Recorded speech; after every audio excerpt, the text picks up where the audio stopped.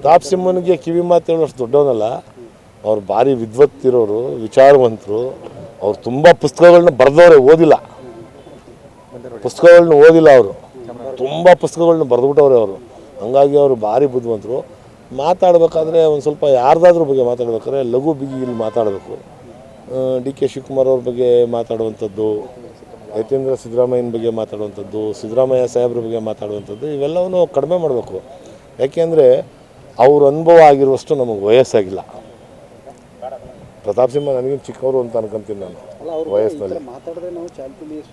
ಚಾಲ್ತಿಲಿರಲ್ಲ ಜನ, ಎಲ್ಲವನ್ನೂ ಅಬ್ಸರ್ವ್ ಮಾಡ್ತಾರೆ. ಜನ ಏನು ದಡ್ರಲ್ಲ. ಇವತ್ತು ಜನ ಬಲೇ ಬುದ್ಧಿವಂತರಿದ್ದಾರೆ. ಜನ ನಮಗಿಂತ ಜಾಸ್ತಿ ಬುದ್ಧಿವಂತಿಕೆ ಜನಗಳಿವೆ. ನಾವು ಒಂಥರ ಯೋಚನೆ ಮಾಡ್ತೀವಿ, ಜನ 100 ಥರ ಯೋಚನೆ ಮಾಡ್ತಾರೆ. 100 ಥರ ಯೋಚನೆ ಮಾಡ್ತಾರೆ ಜನ. ಬುದ್ಧಿ ಕಲಿಸೋದು ಬಿಡೋದು ಅದು ಆಮೇಲಿಂದ ಅದು ವಿಚಾರ.